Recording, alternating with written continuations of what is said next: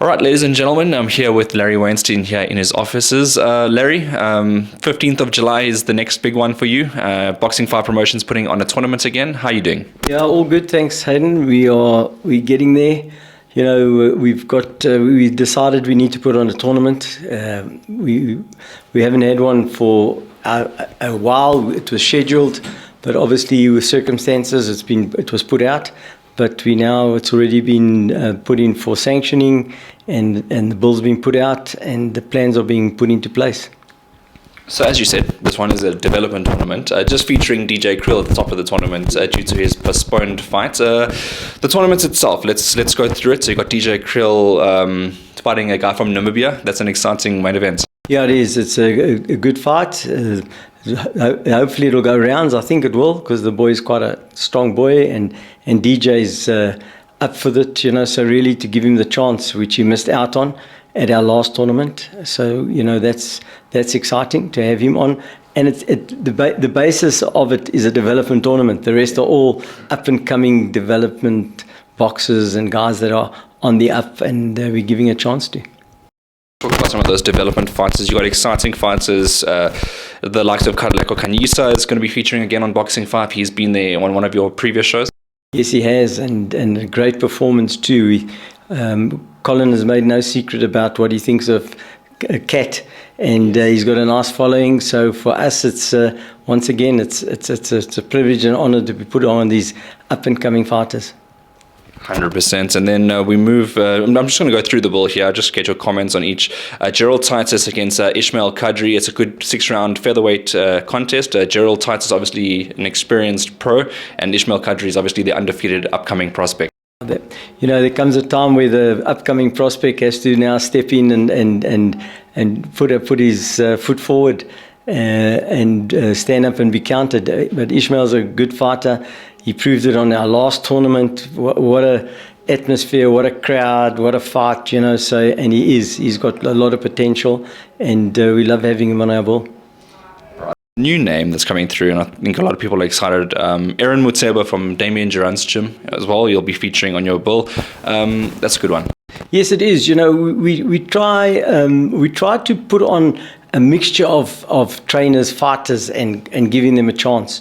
You know, so we're fortunate in that position that a lot of fighters like fighting on our bill. We add a little bit of a difference, and we do different things. But we were promised Damien to get one of his fighters and to start using some of his fighters, and this is the first one. And thanks for that. We appreciate it. But I'm going to quickly flag 2 fights that have stood out to me on this list. Simeon Muller, he pulls quite a crowd, and he packed out the Boysons Arena last time. He'll be featuring again. He had the audience on their feet the last fight, and he brings his own crowd. He really does, and he is an exciting fighter. And once again, we're very, very fortunate to have him on, and he will be putting his trade to the test, and hopefully he comes out on top, and then to take him from there. And the last one I'm going to mention to you, someone that Colin Nathan's been holding back, and he's been preparing him in the background, Joshua Feldman. He's going to be turning pro on your tournament. What's your thoughts on that one? Another fighter, well, he's making his pro debut. We haven't seen a Jewish fighter in years, and Colin is very excited about the boy from Cape Town that's been training, and he's taking his time with him. You know, we're not just throwing him in the deep end. He's come along nicely. He gets the best sparring. He gets with the training that he gets, and we're excited about it. And you know, Colin's made no secret of it. He's a Jewish trainer, Jewish promoter. Let's hope that the Jewish community come and support him. We believe he's got the talent, and one of the fighters, Jewish fighters, was my late brother. So. That's Colin's always talking about him, and he has a soft spot for Josh, and I think he will go places. All right. I've heard very many good things, and obviously he is a upcoming prospect, so you've got to take your time and build him. Larry, I want to go to the format of the tournament, because there's some exciting news also with a bit of I wouldn't say a change in format, but certainly a new introduction into your boxing, which is the pro-am, the amateur part of the boxing. Yes, we've been toying with the idea. You know, we believe that from a boxing point of view, the amateurs are your future. And you've got to make boxing aspirational for them, to bring them through, to come into the professional ranks. And so Riaz comes from that background. He was in the amateur ranks for 20 years. And we just thought the time is right now to introduce what we call the Pro-Am. Yeah. I know it's been done in other areas, but we're now doing it on a proper basis with Sonabo and with Jugenerte Boxing Club, with Hot Box Boxing Club. So we're going to be putting on eight amateur fights starting at 1 o'clock. And hopefully they top amateur fights, but the weigh-in will be on the same day, the fights will be put out on the same day, and then we'll put on those fights, and thereafter at 7 o'clock we'll get into the professional tournament. The difference for the amateurs, it's going to be streamed live for them. And we want to try and bring in, we still got to find out the details, but we want to try and bring in the aspect of professional walk-ins and all of that for these youngsters to feel, and to have people out there go into the link and watch the fights and start bringing people in to watch it. And then, bring in an audience, an amateur audience into the professional ranks. It was all this when I was boxing amateurs. Just it would have been beautiful, and obviously it's a great initiative for them to get that experience of, especially when they transition to pro one day. And I'm assuming that a lot of them will stay to watch some of the prospects that are on the bill. Is that the aim with this? Is that an inspiration? That is the aim, and obviously the thing that it sort of holds back the amateur tournaments. If you're having a tournament, you've got to get a jock, you've got to get all of this and the funding. So with us putting it on a professional basis, that all has to be done. So now you've got the ring set up, you've got the jock, you've got the medical, you've got all of that they would be paying for is already there. We needed to put on our tournament. So that's why I think it just adds a lot of, how can I say, gives the youngsters to become aspirational.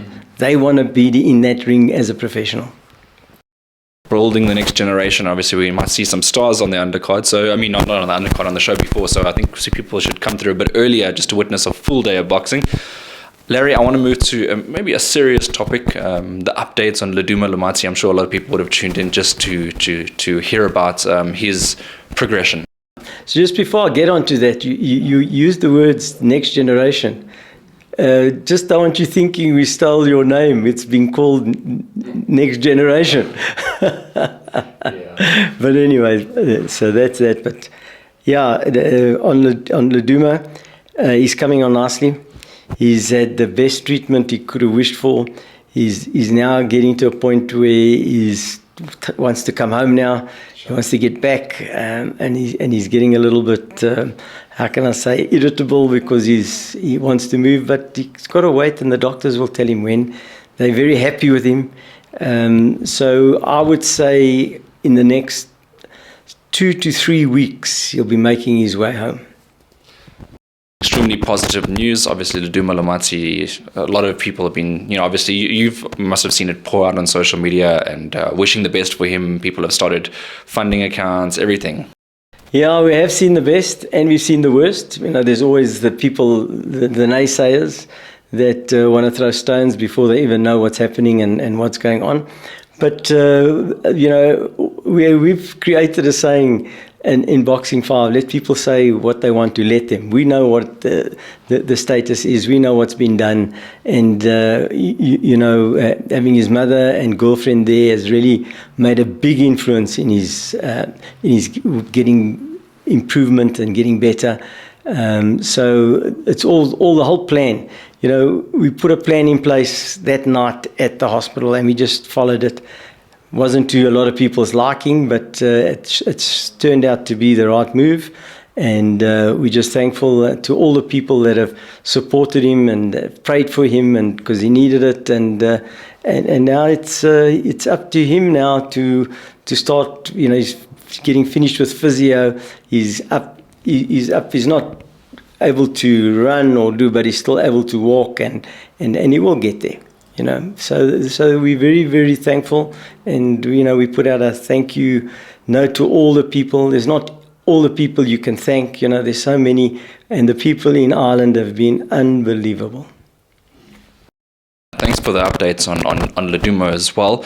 Let's go back quickly to the next step. What is the next? This is a development tournament, but when we expect Boxing 5, we see development show, we see massive show, development show, massive. When's that?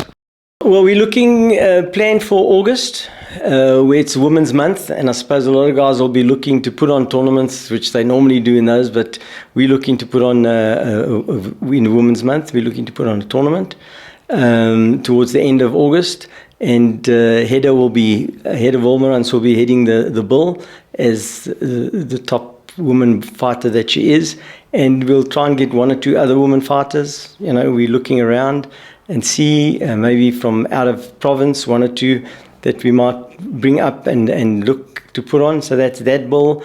And then obviously we're also looking to move up with Sequence and Kotoli.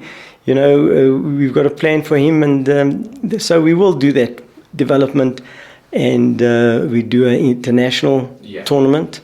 So we are busy with that. First getting this one out the way, but we're also busy with that because there's not much time. If you look at it, 15th of July, you're almost into your next tournament. So it's exciting stuff. I think there's a lot of boxers that are wanting and asking to feature on our Boxing 5. We just can only do so much, but we're just keeping it going. I personally love the development bills because it's very rare that you're going to see all these talented boxers on a single card. But at the beginning of their career, at least you can have that. For yourself personally, what is your preference? I prefer also the development fighter. They're very exciting, yes. Because you know the fighters, and you can see the matching is so tight. And with our matchmaker AB, all our development tournaments have been blockbusters, and people love it, and that's what we want. And we're looking to do a few changes at Boyson's box camp to improve it. And we're busy with it now, and please, we can increase the seating capacity. There's nothing to beat the atmosphere at Boyson's. I don't care what anyone says, and that's the plan. That we want to make that the home of development boxing. Talk to Riaz about some of the developments. He obviously has some exciting news, and you just mentioned right there that with the capacity extension, we have to look on Fight Night to see what the differences are. I wanted to congratulate you on your, I'd say, late nomination, Larry. You got added to the Emerging Promoters of the Year, so congratulations for that one. Yeah, I don't know. Yeah, it's with mixed emotions. Let me say this: my family is saying, they say, well done, but I don't think much thought has gone into it.